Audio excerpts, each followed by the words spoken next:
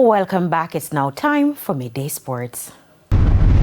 West Indies Limited Overs captain Shea Hope says the Caribbean men could have reduced the run total as they lost to Pakistan by 13 runs in their third and final T20 at the Broward County Stadium in Lauderhill, Florida, to lose the three-match series 2-1.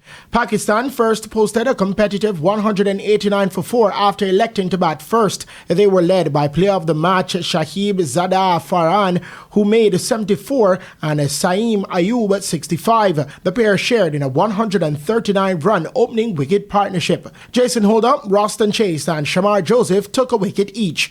In reply, the West Indies came up short in their run chase with 176 for 6. Alec Athene's top scored with a career best 61, while Sherfane Rutherford contributed 51, which included 4 4s and 3 6s. Joel Angel also made 24. Firstly, I must commend the bowlers for the effort that they put in for the entire series. But we probably let them get a little bit too much runs. Yes, the wicket was a little bit more conducive for stroke play today, but yeah, still felt as though 190 would have been enough for us to chase.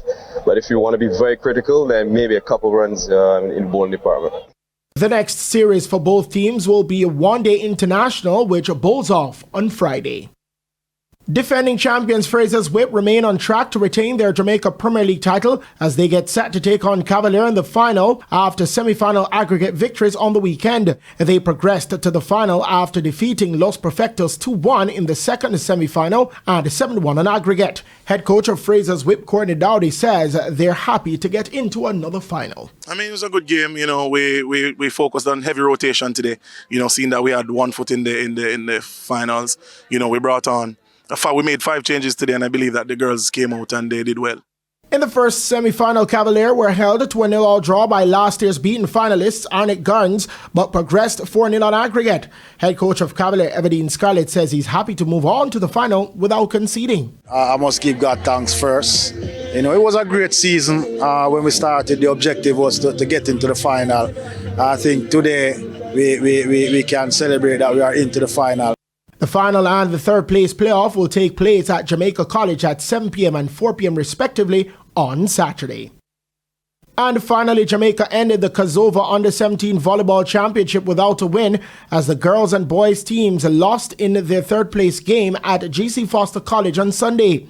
Jamaica Under-17 boys were beaten 3-0 by Suriname 25-17, 25-23, 25-19.